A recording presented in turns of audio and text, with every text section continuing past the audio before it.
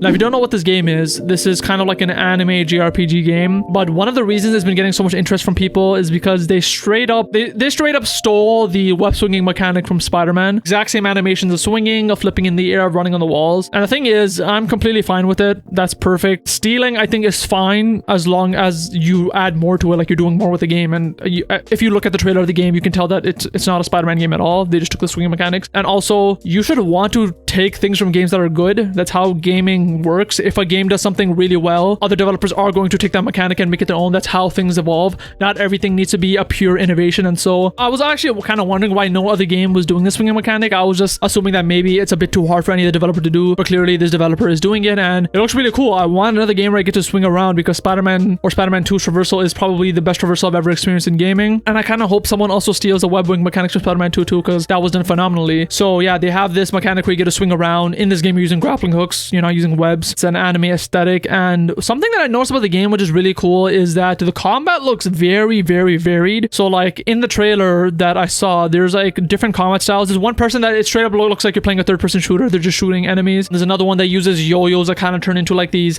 shurikens as he's fighting. There's another one that uses the big hammer. There's other ones that are kind of more close combat oriented, and they all look good, which is interesting. It's not like any of them look like kind of shitty. I obviously don't know how in-depth they are because the trailer kind of cross-cuts between them really quickly. So for all I know, each of the combat systems are very surface level. But funnily enough, I thought this game was made by Hoyoverse, which is a company that makes Genshin Impact, Honkai Star Rail. They're making ZZZ right now. So I thought this was just another game they were working on, and I always assumed Project Mugen was a game, but it isn't. It's being worked on by another developer. So now that I know that they're not Hoyoverse, I am a bit more skeptical. But again, from what I saw in the trailers, the game does look good, so I am still looking forward to it. The characters and the world seem very interesting. So the world it looks like a modern day city. I prefer games that take place in towns or cities rather than areas like forests or islands. I kind of like a more urban take on games, and so that's pretty interesting. And also it gives off heavy like anime, almost slice of life vibes. Like when I see these characters kind of interacting, just chilling, like this seems like a cast of characters that I want to